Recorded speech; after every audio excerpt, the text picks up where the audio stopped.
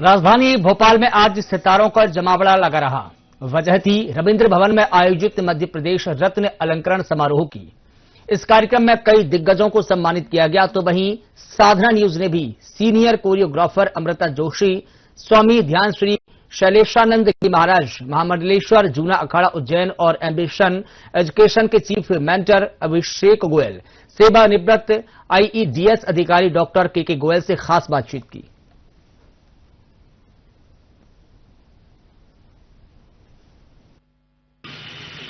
देखिएगा, धर्म का यह पुनर्जागरण का प्रारंभ है। आप देखेंगे कि लोगों के अंदर भारतीय वैदिक वांग्मय को लेकर के रुचि बेहद जागृत हो रही है। आप कावड़ियों से लेकर के तो मंदिरों की भीड़ देख लीजिए, इतनी ज्यादा कैसे हो सकती है? पहले तो इतनी नहीं रही। जनसंख्या में है वृद्धि, किंतु अनुपातिक रूप से पहले दर्शनार्थी कम थे, अब बेहद ज्यादा है, और विशेष तौर पर देश विदेश से आने वाले दर्शनार्थी ज्यादा है। तो इसको मैं रिलीजियस रिनेसेंस पीरियड बोलता हूँ। परंतु ध्यान रखिएगा, अभी शुरुआती दौर के अंदर आवरण ज्यादा है, आचरण कम है। हमें इसको सख्ती से समझना होगा, युवाओं को यह जानना होगा, बिना रिसर्च एंड डेवलपमेंट किए वो किसी भी चीज को अपनाए नहीं। उसे यदि वैदिक वांग्मय वैदिक सूत्र है तो उसके ऊपर वो अपना अनुसंधान करे, उसका अध्ययन करे, और उसके बाद पाएगा वो कि जो विश्व का जो विज्ञान है उसका परपितामह भारतीय वैदिक विज्ञान है। तो इसको हम जब समझेंगे तो युवाओं को चाहिए कि उसको सिर्फ और सिर्फ तिलक निकाल लेते हैं महाराज, तो हम भी तिलक निकाल लेंगे, तिलक का भी विज्ञान समझे। घंटी बजा देने से ईश्वर मिल जाता है क्या? पर घंटी का विज्ञान क्या है, वो प्रारंभिक क्यों बजाई जाती है? इन सारे विषयों को भी सोचे। और ये तो चलिए, तो प्रतीक है, मंदिर हुआ, घंटी हुई, तिलक, ये तो प्रतीकात्मक है, आवरणात्मक है। किंतु हम वैदिक सूत्रों के ऊपर जाएंगे, ऋषि मुनियों की डॉक्ट्रिन जो है, जिनको हम स्मृति कहते हैं, उन स्मृतियों को जब आप पढ़ेंगे तो निश्चय ही विश्व का ऐसा कोई विज्ञान नहीं है जो हमसे प्रेरित न हुआ हो। देखिए, एक बात देखिएगा कि शिप्रा का जो उद्गम है उज्जैनी से, और वहां से जाकर के शिपावरा के अंदर उसका संगम है। इस पूरे मार्ग के अंदर, अभी मैं पिछले महीने प्रदक्षिणा पे था, तो वहां पर हमने पाया कि कई जगह नदी विलुप्त हो गई है। जो उद्गम पे है वहां पर उन्होंने कैनाल बना दिए, यानी कि एक स्विमिंग पूल जैसा ठोस बना दिया है। तो हमने शासन से मांग करी है, सुझाव दिया है कि आप उसको नीचे से जितना आरसीसी का है उसको हटा दीजिए, अन्यथा वो शिप्रा विलुप्त हो जाएगी। और कई जगह तो ऐसी आई कि जहां पर लोगों ने बीच के अंदर ही भवन बना रखे, बीच के अंदर ही वहां पर गड्ढे नहीं है, वो नदी विलुप्त हो गई। उसके बाद आगे जाकर के देखते हैं कई जगह नदी पुनर्जीवित है। तो 540 किलोमीटर की ये जो आने जाने की जो यात्रा थी, उसके अंदर हमने 8 प्रमुख स्थान ऐसे चिन्हित करे जहां का पौराणिक, वैज्ञानिक, आध्यात्मिक महत्व है। वहां पर दोनों यदि घाट बना दिए जाए तो बहुत अच्छा होगा। जैसे त्रिवेणी से लेकर के तो रामघाट तक और आगे तक शासन ने, मुख्यमंत्री जी ने घोषणा करी, तो मैंने उनसे निवेदन निश्चित तौर पर किया कि आप वो तो बनाएं, वो तो आवश्यक है, किंतु सब कुछ रामघाट नहीं होना चाहिए। हर घाट का अपना महत्व है, उनको अपने अपने महत्व से होना। तीसरा ये है कि जिस जिन जगहों पे हमने चिन्हित करके बताया वहां पर दोनों यदि घाट बना देंगे तो ये जो सिंहस्थ है बड़ा व्यापक हो जाएगा। हम जल संवर्धन का काम कर पाएंगे। वाटर बॉडीज बना दीजिए ना।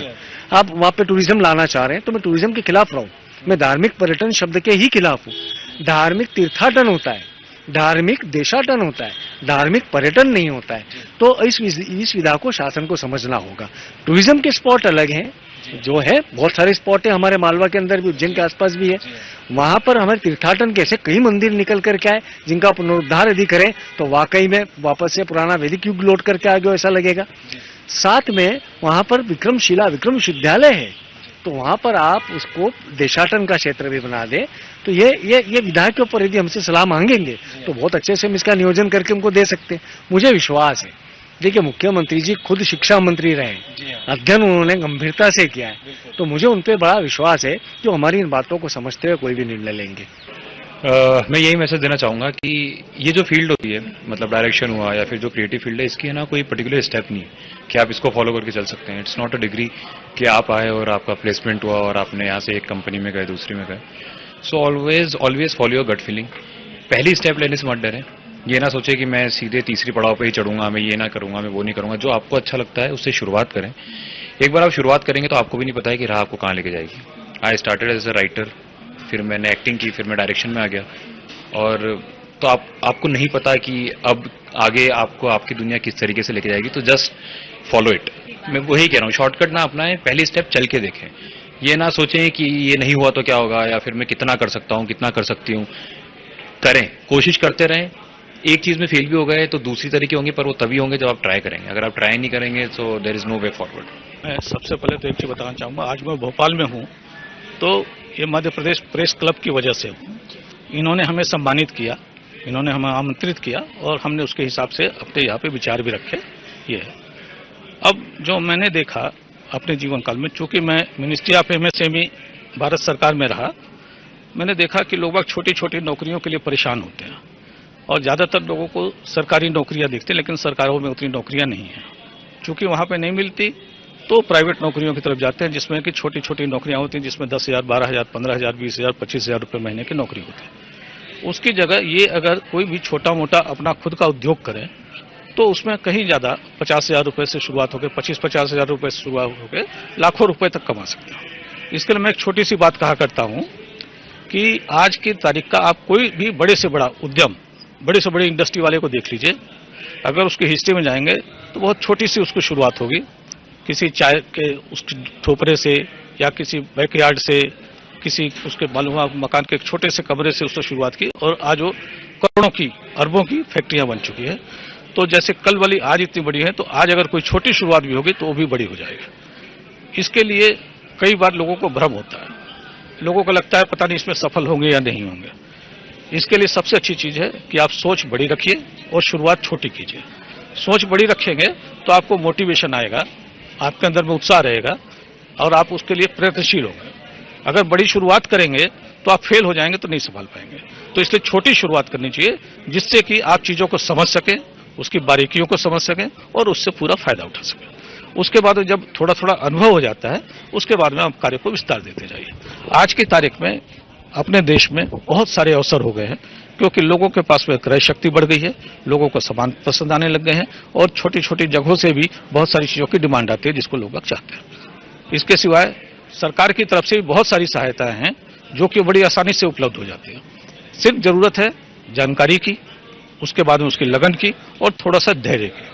इवन जैसे लोगों को लगता है कि पता नहीं इसके लिए कितने पैसों की जरूरत पड़ेगी, कितनी जमीन की जरूरत पड़ेगी, कितने साधनों की जरूरत पड़ेगी, इन सब चीजों के लिए नहीं, इवन ट्रेनिंग तक के लिए भी सुविधाएं उपलब्ध है।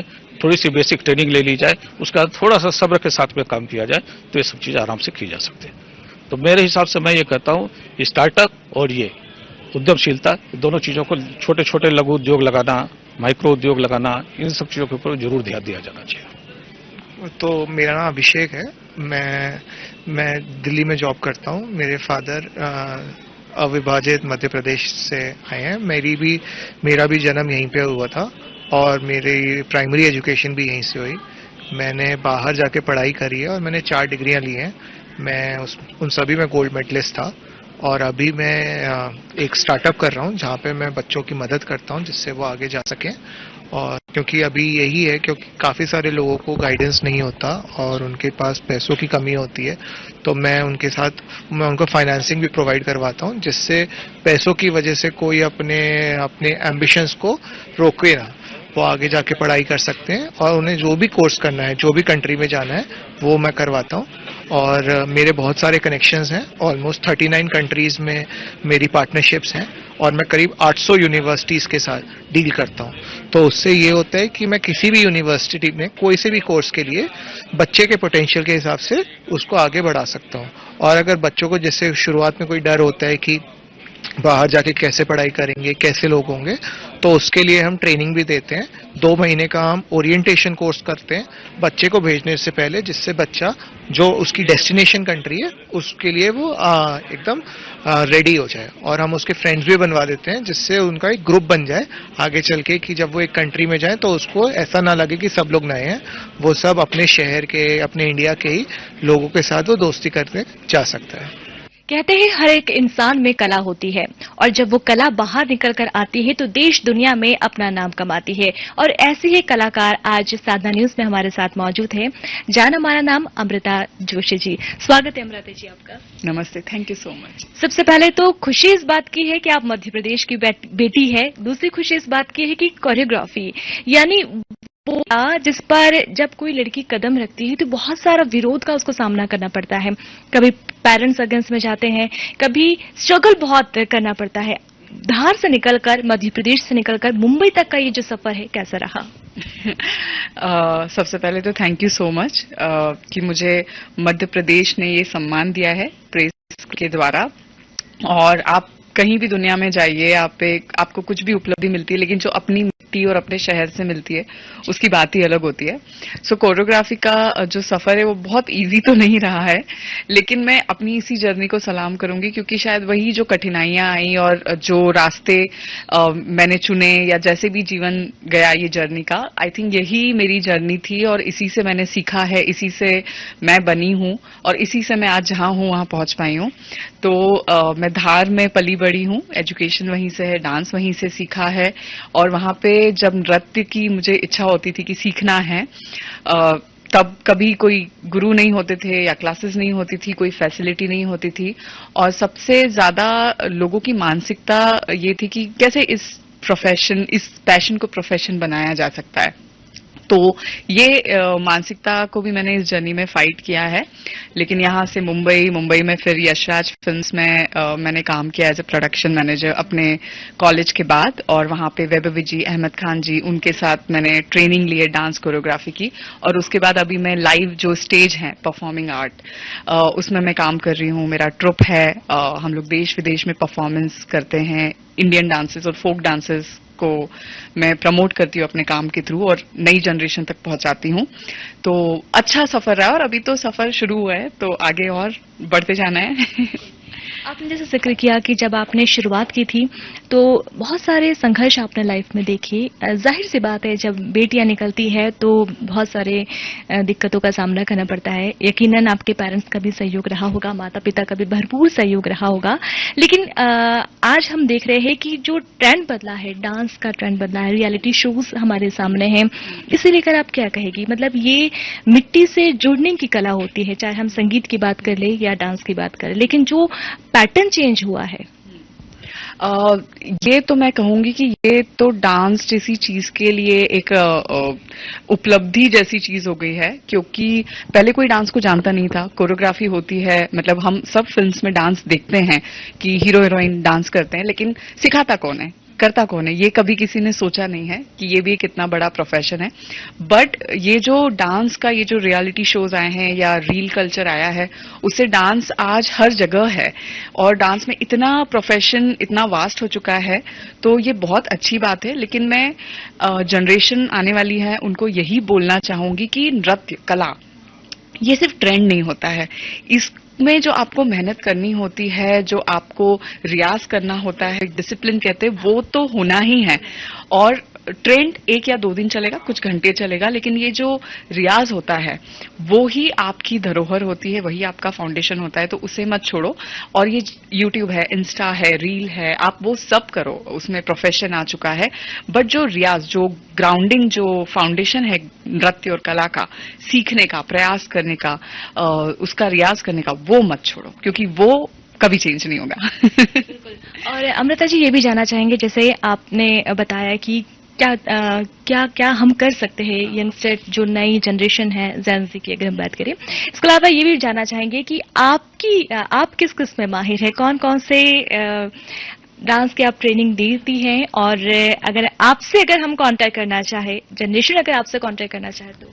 ओके, तो मैंने कथक सीखा हुआ है। मैंने एमपी से ही सीखा है। उसके बाद मैं पूना गई, फिर पूना में मैंने मनीषा साठी जी से सीखा, इंदौर में मैंने पुरु ददीची जी से सीखा, धार में तारा मैम से सीखा, और मुंबई में उमा डोंगरा जी से सीखा। तो कथक की मैंने ट्रेनिंग ली है। लेकिन मैंने राजस्थानी फोक, गरबा फोक भी किया है।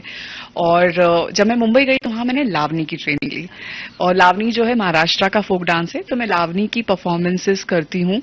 एंड मेरा जो रुझान रहा है शुरू से इंडियन डांसेस, जो क्लासिकल डांस है और फोक डांस है, उसकी तरफ रहा है।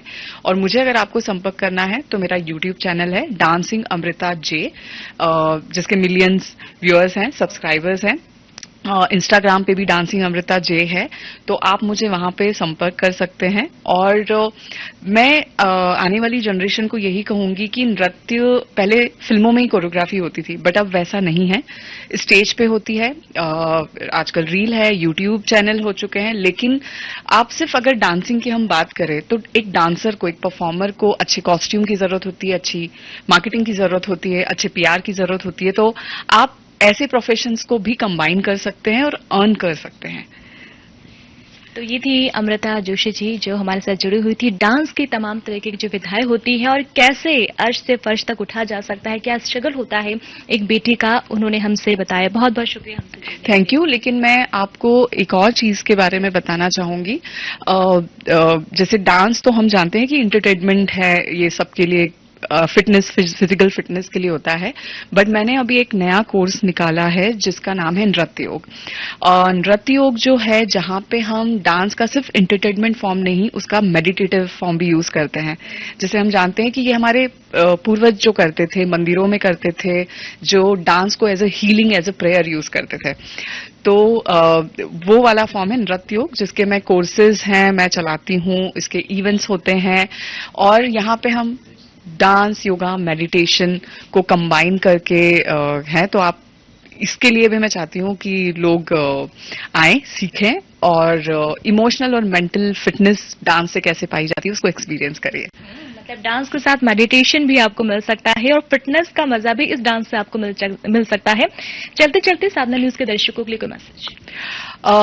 सबसे पहले तो आप लोगों का धन्यवाद कि आप लोगों ने इस चैनल को इतना सक्सेसफुल बनाया है। साधना न्यूज हम सिर्फ एमपी में ही नहीं, हम ये बचपन से सुनते आ रहे हैं, और जहां मैं आज मुंबई में भी हूं, हम जानते हैं कि एमपी में बहुत बड़ा एक चैनल है और जो अपनी सेवाएं देता है, बहुत अच्छे से काम करता है। तो मैं आगे आप लोगों को और शुभकामनाएं दूंगी कि आप ऐसे ही काम करिए, कलाकारों को, कला को और प्रमोट करिए और लोगों को सही संदेश देते रहिए। Thank you so much. देखिएगा, धर्म का ये पुनर्जागरण का प्रारंभ है।